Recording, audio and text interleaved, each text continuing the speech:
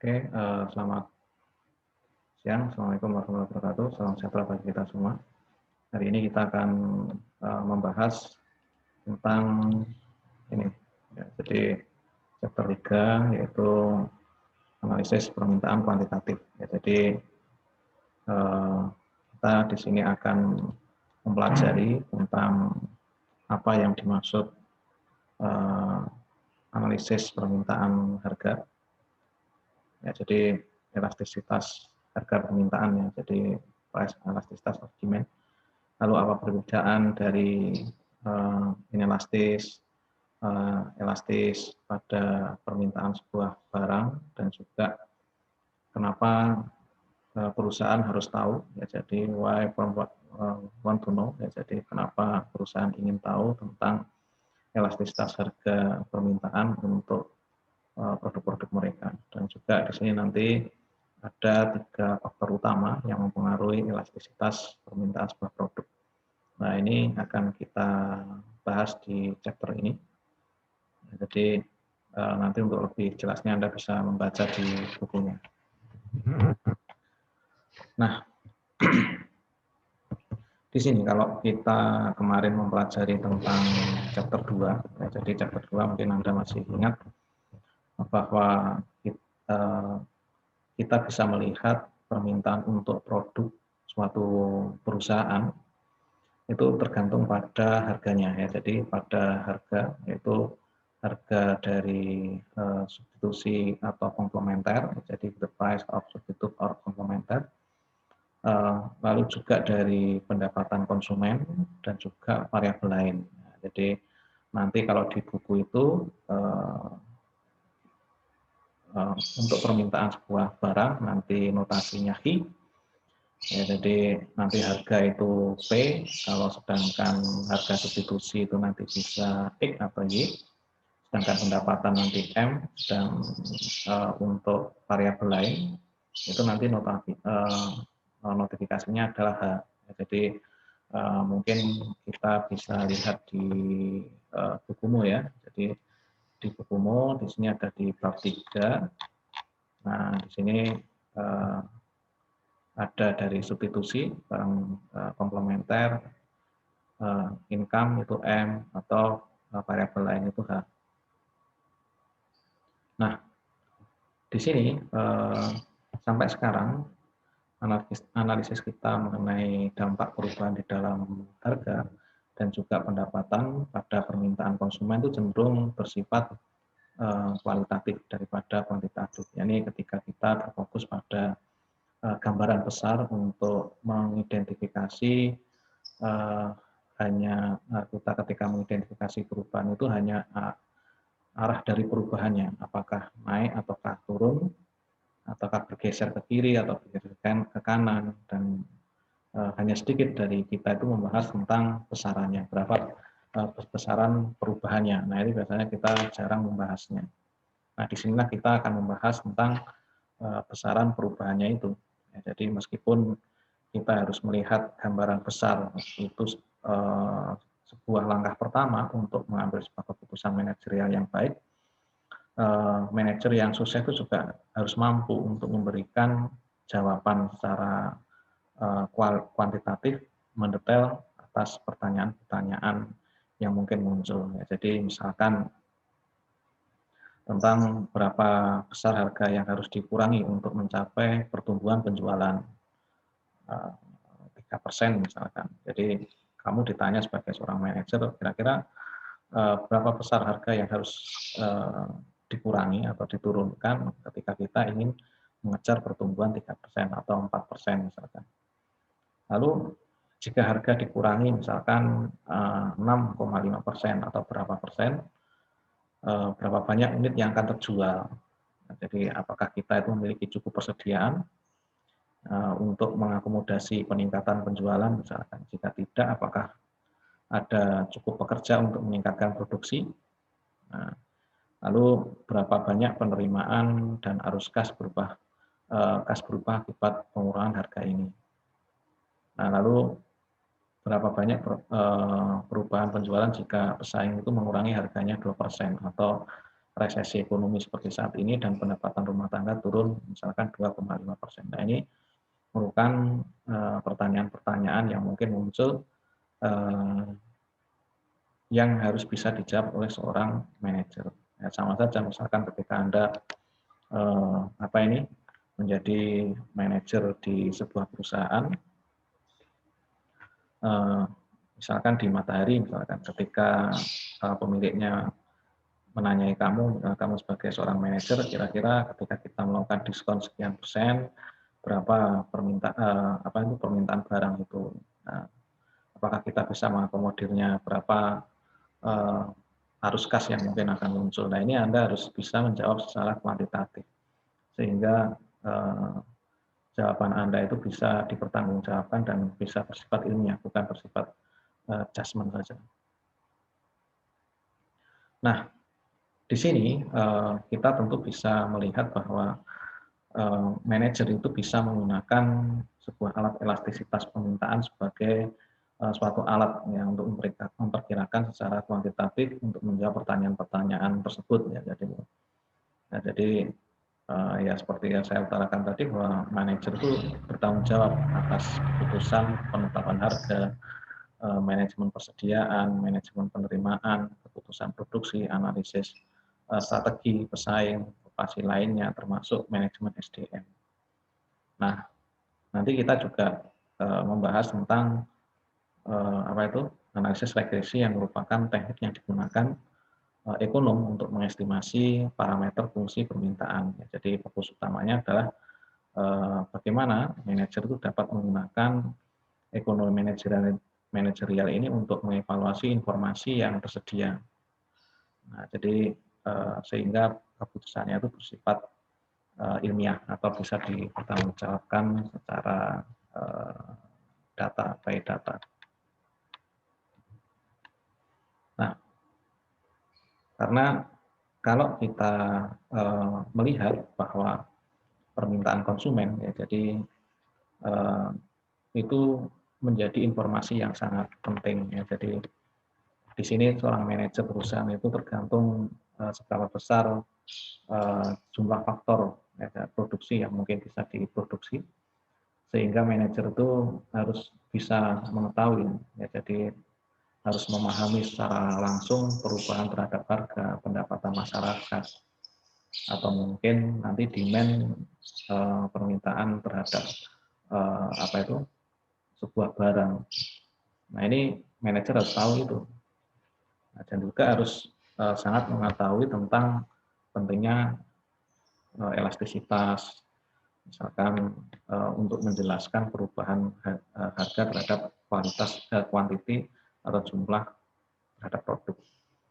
Dan juga di sini ada namanya nanti demand fungsional, ya, dari perbedaan antara faktor yang mempengaruhi permintaan konsumen dan juga analisis regresi sebagai estimasi parameternya. Jadi sebagai alat estimasi parameternya. Ini nanti kita akan bahas di situ juga. Nah, lalu kalau kita membahas tentang elastisitas, kita harus mengetahui dulu tentang konsep elastisitas itu. Jadi kalau kita membahas tentang elastisitas itu, di sini elastisitas itu mengukur istilahnya responsivitas, ya, jadi respon dari dari satu variabel atas perubahan variabel lain. Jadi ketika ada satu variabel berubah, nah ini respon terhadap variabel lain itu seperti apa? Nah, ini merupakan sebuah elastisitas.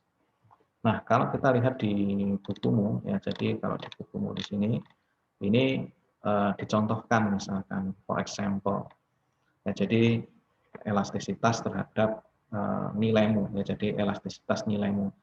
Jadi di sini elasticity of your grade, ya, jadi elastisitas nilainya itu bagaimana elastis nilai. Nah, di sini Anda ingin melihat elastisitas nilai Anda terhadap belajar Anda.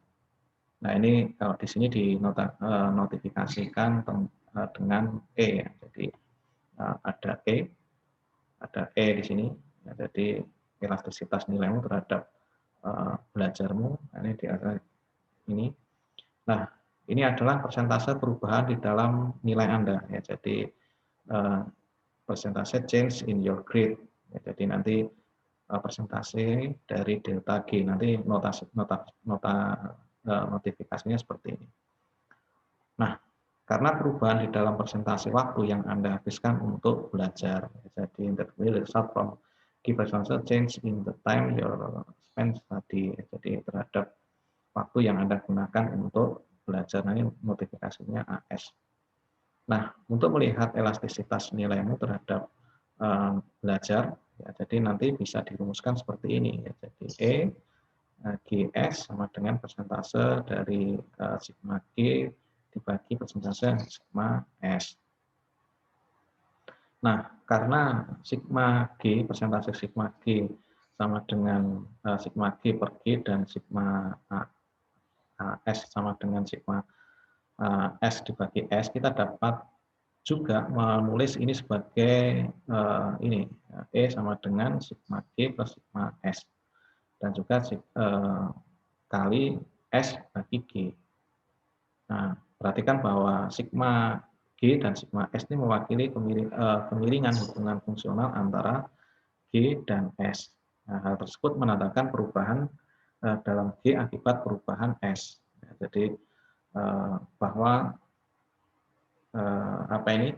perubahan terhadap nilaimu itu dipengaruhi oleh lama kamu belajar. Nah, ini G result from G change in S. Ya. Jadi ini bisa disebutkan bahwa nilaimu itu dipengaruhi oleh jumlah waktu yang kamu gunakan untuk belajar. Nah, ini sebenarnya menghitungnya seperti itu. Contoh misalkan ketika kita ingin melihat elastisitas harga, maka kita juga bisa melihat dengan misalkan produk sejenis tadi. Jumlah produk sejenis ini akan mempengaruhi terhadap elastisitas harga produk yang kamu jual. Nah, ini nanti rumusnya seperti ini. Nah, makanya di sini kalau di sini kan dicontohkan sigma I dibagi persentase sigma P. Jadi kuantiti dibagi persentase sigma C. Sigma P. Ini sebenarnya sama dengan yang ada di buku ini tadi. Nah, lalu yang berikutnya yang harus Anda pahami ada dua aspek penting. Ya. Jadi ada dua aspek penting dari elastisitas tersebut. Jadi yang pertama, ini harus kamu perhatikan ya. Jadi kamu harus ingat-ingat betul bahwa apakah nilai positif atau negatif. Apakah elastisitas itu nilainya positif atau negatif. Yang kedua, apakah lebih besar dari satu atau kurang dari satu di dalam nilai absolut. Nah, karena apa? Tanda elastisitas itu menentukan hubungan antara apa itu Q dan P atau di dalam bukunya tadi G dan S. Jika elastisitas positif, kenaikan S menyebabkan kenaikan G. Jika elastisitasnya negatif, kenaikan S menyebabkan penurunan terhadap G.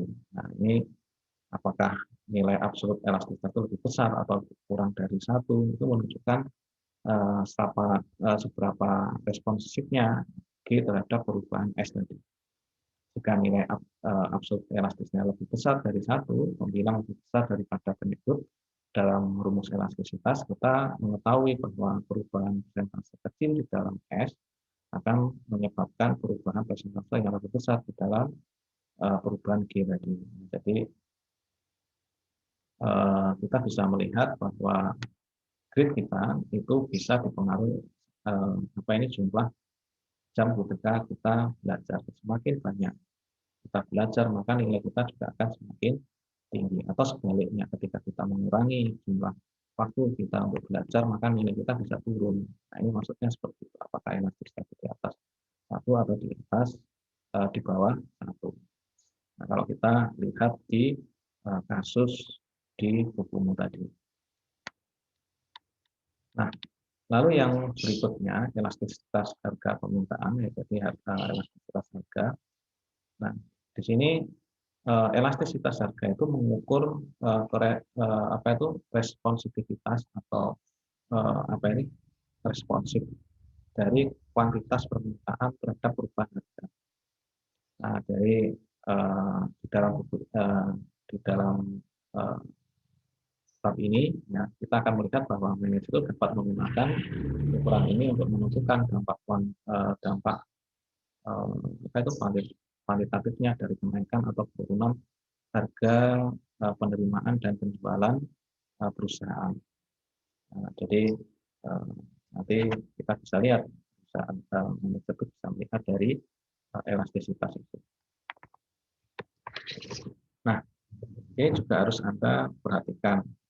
Ya, jadi Anda harus memperhatikan jika kita harus ingat kembali bahwa dua aspek elastisitas adalah penting, yaitu tandanya tadi, yaitu tandanya dan apakah lebih besar atau lebih kecil dari satu tadi secara absolut. Nah, berdasarkan hukum permintaan ada hubungan kebalikan antara harga, jadi antara harga dan kuantitas permintaan tadi. Oleh karena itu, elastisitas harga permintaan adalah angka negatif. Nah, jadi jika apa itu absolut dari elastisitas harga permintaan dapat lebih besar atau lebih kecil dari satu tergantung pada beberapa faktor yang akan kita diskusikan selanjutnya. Jadi nilainya apa itu? Namun ada gunanya untuk memperkenalkan beberapa istilah ya, guna mempermudahkan diskusi kita. Nah, jadi yang pertama kita lihat di sini. Yang pertama itu permintaan itu dikatakan elastis jika nilai absolut dari elastisitas harga itu lebih besar dari satu. Jadi price elasticity of demand elastis. Jadi lebih besar dari satu. Kedua, permintaan dikatakan inelastis. Jadi jika nilai absolut dari elastisitas harga kurang dari satu. Nah, jadi ini kurang dari satu. Ini yang inelastis. Atau yang ketiga, itu permintaan dikatakan elastis unitar itu jika nilai absolut dari elastisitas harga sama dengan satu. Ya, jadi nilainya sama dengan satu. Nah, jadi secara konseptual kuantitas yang dikonsumsi dari suatu barang itu relatif positif terhadap perubahan harga barang jika permintaan elastis dan relatif tidak respon terhadap perubahan harga ketika permintaan inelastis. Ini berarti bahwa kenaikan harga akan mengurangi konsumsi dengan sangat sedikit ketika permintaan inelastis. Ya, jadi namun ketika permintaan itu elastis, kenaikan harga itu akan menyebabkan pengurangan konsumsi yang cukup besar. Nah, ini konsep dari ini. Jadi apa ini perubahan harga itu bisa sedikit, bisa besar tergantung elastisitasnya tadi. Nah, untuk bisa lebih memahami tentang bagaimana konsep elastisnya yang Anda bisa lihat di videonya di sini ya. Jadi Anda bisa nontonnya. Nah, kalau kita lihat di bukumu ya, jadi di bukumu, nah, jadi di bukumu ini contohnya seperti ini. Jadi yang saya sebutkan tadi. Nah, Anda nanti bisa lihat di sini. Nah, bisa lihat di sini. Jadi di tabel 3.1 di sini. Nah, ini saya gambarkan saja.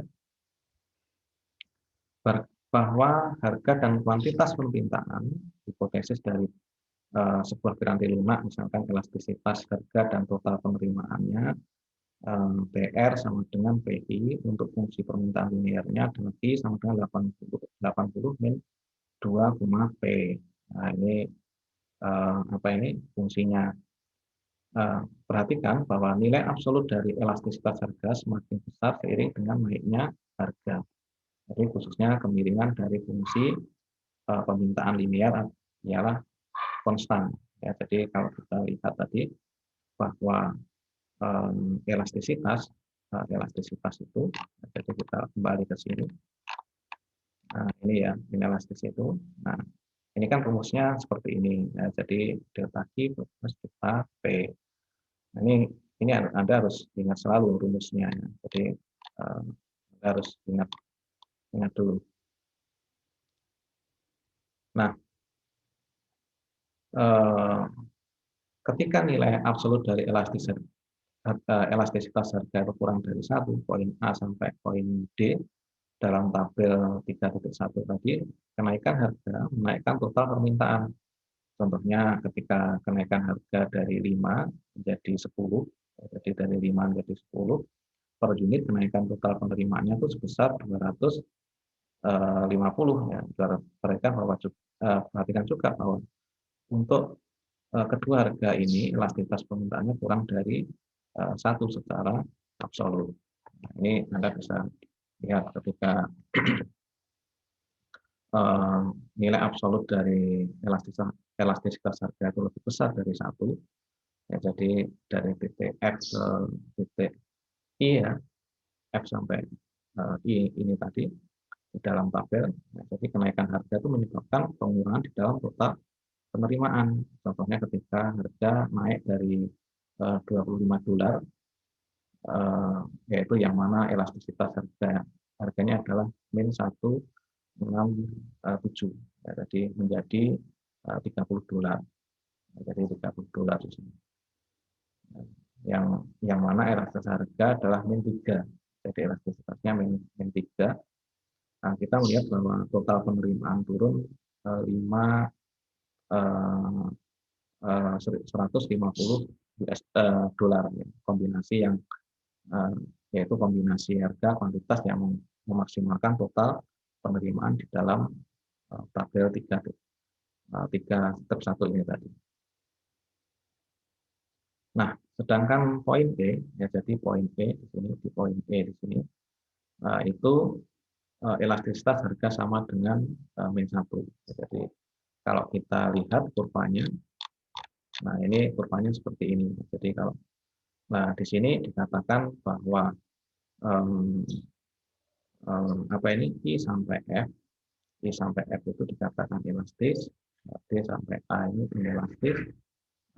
Kalau yang titik E itu unitary elastis. Jadi di mana nilainya sama dengan 1 tadi. Nah, ini nanti Anda bisa gambar grafiknya seperti ini. Nah, ini menunjukkan ini total revenue, jadi nilai tertingginya itu berapa, 800. Nah, ini nanti di titik kuantitinya 40. Nah, ini penjelasan seperti itu. Nah, ini untuk contoh atau untuk video elastisitas Anda juga bisa melihat di tayangan YouTube tersebut. Nah,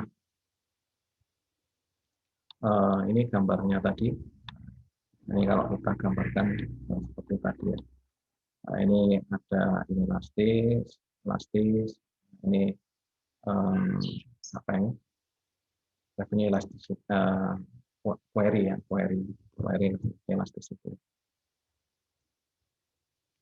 Nah, lalu yang berikutnya ada namanya nanti elastisitas dan juga total revenue. Ya, jadi total revenue itu yaitu jika permintaan elastis, yaitu kenaikan atau penurunan dalam harga akan menyebabkan penurunan atau kenaikan di dalam total penerimaan. Nah, jika penerimaan inelastis, kenaikan atau penurunan di dalam harga akan menyebabkan kenaikan atau penurunan di dalam total penerimaan. Ya, jadi terakhir total penerimaan itu dimaksimumkan pada titik di mana permintaan elastis uniter. Nah, ini seperti itu. Nah, hubungan antara perubahan di dalam harga elastisitas dan total penerimaan itu tadi disebut total revenue. Jadi revenue is maximized by demand and unitary elasticity. Nah, nanti di sini ada namanya permintaan elastis sempurna, yaitu elastis demand. Jadi permintaan elastis sempurna jika elastis harga tidak terbatas dalam nilai absolut. Ya, jadi dalam hal ini kurva permintaan horizon. Jadi kurvanya itu horizon mendatar, sedangkan permintaan elastis demand, yaitu permintaan elastis sempurna jika elastisitas harga adalah nol. Dalam hal ini kurva permintaannya itu vertikal, ya, jadi naik nanti. Nanti gambarnya apa ini, kurvanya itu naik sama turun. Nah ini, jadi di sini elastisitas sempurna. Nah, jadi mendatar. Nah, jadi kalau naik di sini permintaan elastis sempurna. Jadi jika harga itu sama dengan nol. Jadi perfect Nash. Nah, lalu yang berikutnya yaitu faktor yang mempengaruhi elastisitas harga. Jadi apa saja sih faktor-faktor yang mempengaruhi elastisitas harga itu? Jadi di sini elastisitas itu bisa dipengaruhi yaitu konsumsi. Ya, jadi substitusi, available of consumption of substitusi. Ya, jadi satu penentu kunci dari elastisitas permintaan sebuah barang adalah jumlah substitusi dekat ya, dari barang itu. Ya, jadi secara intuitif, semakin banyak substitusi yang tersedia untuk barang itu, semakin elastis permintaan atasnya. Dalam kondisi ini, kenaikan harga itu menyebabkan konsumen itu berpindah ke produk lainnya, sehingga cukup mengurangi kuantitas permintaan barang itu. Ketika sedikit substitusi dekat untuk suatu barang, permintaan cenderung relatif minimalistis. Ini karena konsumen itu tidak siap berganti ke substitusi dekat ketika harga naik. Jadi yang substitusi dekat itu misalkan ketika kita membahas tentang kenaikan harga tempe, maka substitusinya yaitu mungkin kita beralih kepada tahu misalkan, atau harga harga apa ini, harga kita naik, maka kita substitusinya adalah tempe. Nah, tapi ketika tidak bisa diganti lagi, misalkan orang Jawa ketika harga beras naik, maka kecenderungannya inelastis karena dia tidak siap untuk mengganti beras dengan jagung misalnya. Nah ini contoh barang-barang yang elastis. Lalu yang berikutnya itu adalah waktu, jadi time or duration of purchase horizon, di mana permintaan itu cenderung lebih inelastis dalam jangka pendek daripada jangka panjang. Jadi semakin banyak waktu yang dimiliki konsumen untuk bereaksi atas perubahan harga, semakin elastis permintaan untuk barang itu. Jadi secara konseptual itu waktu itu mengizinkan konsumen untuk mencari substitusi yang sesuai. Contohnya jika konsumen itu memiliki 30 menit untuk mengejar penerbangan misalkan, ia akan lebih kurang sensitif pada harga yang dibandingkan untuk taksi ke pesawat dibandingkan jika penerbangan itu beberapa jam kemudian. Jadi misalkan ketika misalkan waktunya sudah mepet hingga 30 menit, ada taksi harganya mahal, dia mungkin akan membelinya. Tapi ketika masih 1 jam ya, ketika harga taksi mahal, maka dia tidak tidak terlalu respon ketika harga itu mengalami kenaikan atau mengalami penurunan. Nah, karena dengan cukup waktu itu konsumen itu dapat mencari alternatif moda transportasi lain, misalkan seperti bis, mobil, atau bahkan berjalan kaki. Nah, mungkin bisa saja seperti itu. Lalu yang berikutnya yang mempengaruhi elastisitas itu bisa porsi pengeluaran, yaitu barang yang mencakup pasar yang relatif kecil daripada porsi anggaran konsumen, cenderung lebih inelastis daripada barang yang mana konsumen itu menghabiskan porsi yang cukup besar dari pendapatan. Dalam kasus ekstrim misalkan konsumen itu menghabiskan seluruh anggarannya pada satu barang konsumen, satu barang misalkan, lalu konsumen pasti mengeluarkan konsumsi ketika harga naik.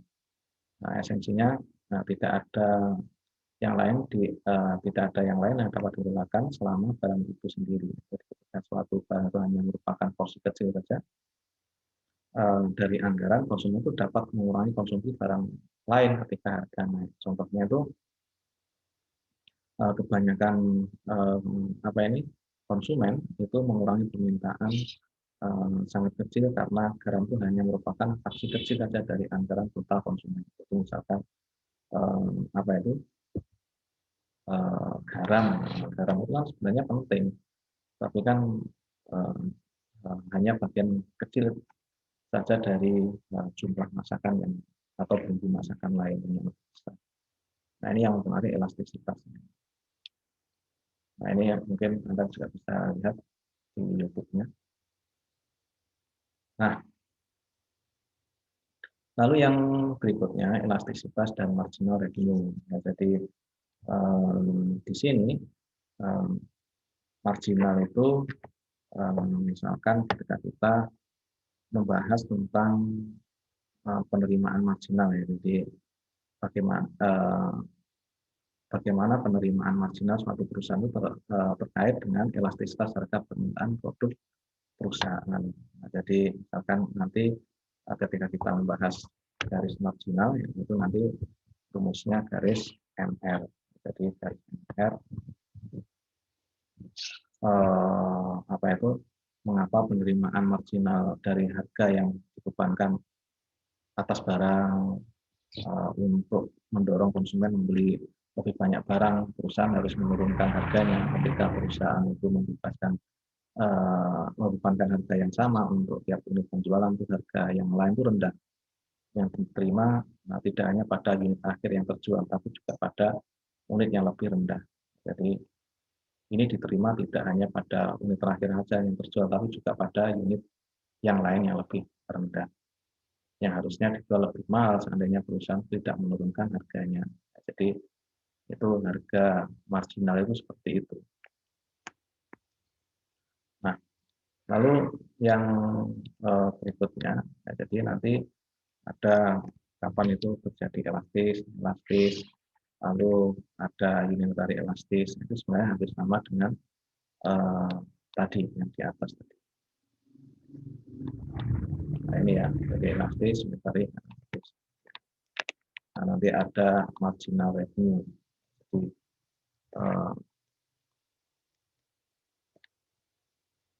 lalu yang berikutnya yaitu cross price elasticity, elastisitas harga silang. Ya, jadi sebuah ukuran yang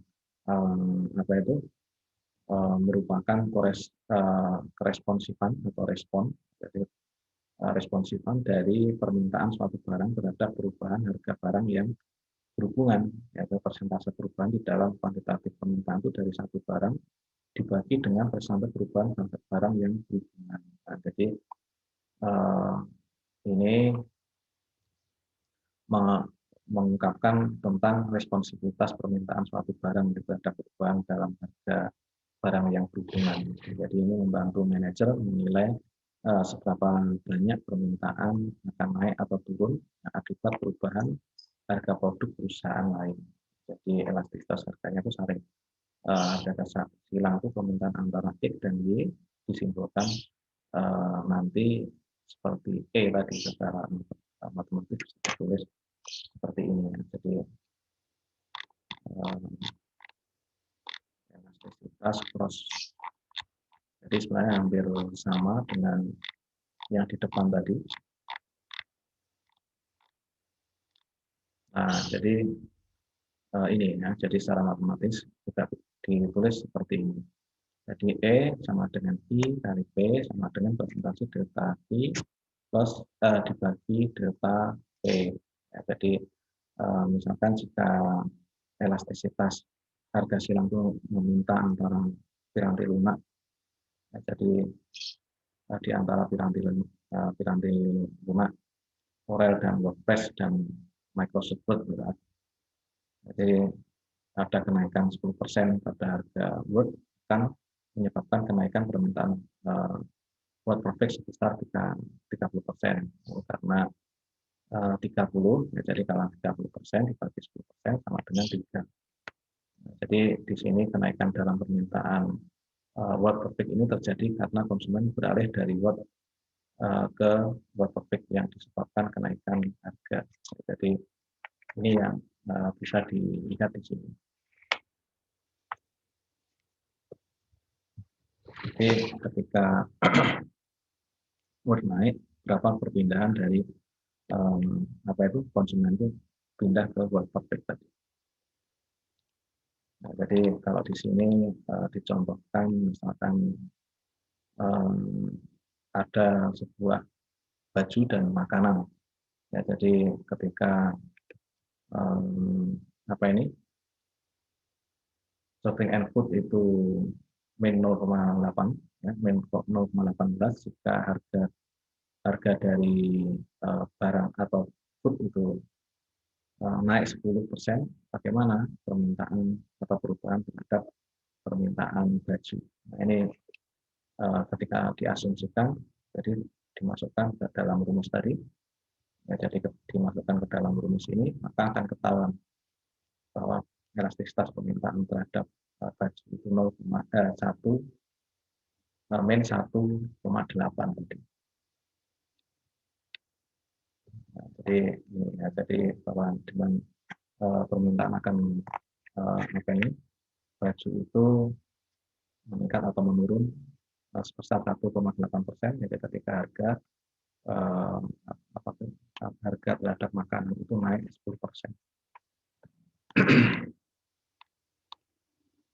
Nah, lalu ada namanya elastisitas pendapatan. Ya, jadi di mana elastisitas pendapatan ini merupakan responsibilitas dari permintaan konsumen terhadap perubahan pendapatan secara sistematis. Jadi elastisitas pendapatannya juga sama.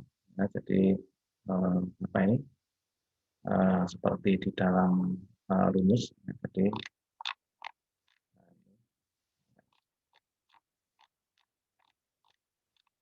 kembali lagi ke delta I dibagi delta M. Nah, jadi nanti fungsi elastisitas untuk barang, kalau fungsinya itu sama, jadi PX dikali PY bagi M bagi H, di pendapatan, harga, substitusi, dan juga variabel lain. Jadi kalau kita menggunakan rumus kalkulus, maka ya seperti ini. Jadi delta P dibagi delta M sama dengan M dibagi I. Nah, ini rumusnya nanti seperti itu. Ini tolong diingat ya. Nah, nanti ketika nilainya itu lebih besar dari 0, maka dikatakan normal goods. Kalau nilainya itu lebih kecil dari 0, maka disebut barang inferior. Nah, ini untuk lebih bisa jelasnya Anda bisa lihat menonton di YouTube di PPT. Nah, nanti ada elastisitas lainnya, ya. Jadi elastisitas for linear demand function, ya. Jadi nanti kita akan membahas tentang perolehan elastisitas dari fungsi permintaan. Jadi Anda ketika sudah memahami elastisitas itu bagaimana menggunakannya untuk membuat sebuah keputusan manajerial, kita akan menguji bagaimana menghitung elastisitas dari fungsi permintaan. Pertama, kita harus mempertimbangkan elastisitas berdasarkan fungsi permintaan linear tadi. Kemudian kita melihat bagaimana menghitung elastisitas dari fungsi permintaan non linear tertentu. Jadi nanti kita masukkan bagaimana elastisitasnya. Ini kita masukkan ke dalam rumus elastisitas ini. Jadi price elastisitas, ada cross price elastisitas, ada income elastisitas. Nah, ini bisa dimasukkan. Jadi bagaimana sih elastisitas permintaan, elastisitas dari harga silang, elastisitas pendapatan, itu nanti Anda bisa menghitungkan, memasukkan ke dalam rumus. Nah, untuk regresi nanti kita bisa menggunakan ya, jadi menggunakan SPSS. Nah, sebenarnya memakai Excel juga bisa, ya, jadi memakai Excel juga bisa. Nah, nanti kita akan menghitung secara regresi. Jadi contohnya nanti akan saya share tentang bagaimana cara menghitung regresi. Oke ya, mungkin itu pertemuan singkat kita. Untuk lebih jelasnya, tolong Anda membaca buku ekonomi manajerial yang sudah saya berikan. Jadi Anda bisa membaca buku ini. Jadi Anda baca di chapter 3. Nanti untuk bisa lebih mendalamnya, ya, jadi Anda juga bisa menghitung untuk belajar di sini ya. Jadi konsepnya, jadi pertanyaan-pertanyaan konseptual fashion. Nanti kalau regresi, ya jadi kalau regresi mungkin hampir sama dengan ekonomi apa ini matematika ekonomi. Jadi tapi saya nggak mengajari secara Excel karena kalau kita Excel nanti kita menghitungnya satu persatu. Nanti kita lebih cepat saja karena kita manajerial itu kan kita menganalisis angkanya. Jadi kita nanti bisa menggunakan SPSS untuk menghitung sebuah data. Jadi nanti langsung kita bisa mengetahui R square, lalu multiple R-nya berapa. Kalau nilainya 7 ini maksudnya seperti apa. Jadi kalau misalkan seperti ini, ya jadi nilainya 0,79 seperti ini kan berarti variabel-variabel itu berpengaruh sebesar 0,79. Nah, sisanya dipengaruhi oleh variabel lain. Kalau signifikansinya itu 0,0185, ini berarti signifikan karena harus di bawah 0,05. Jadi nanti kita hanya lebih banyak di dalam menginterpretasikan angkanya saja. Jadi kalau untuk bagaimana cara mencari regresi adjust R square itu di mata pelajaran matematika ekonomi saja. Nah, mungkin itu dari saya. Terima kasih. Assalamualaikum warahmatullahi wabarakatuh. Selamat belajar untuk kalian semua.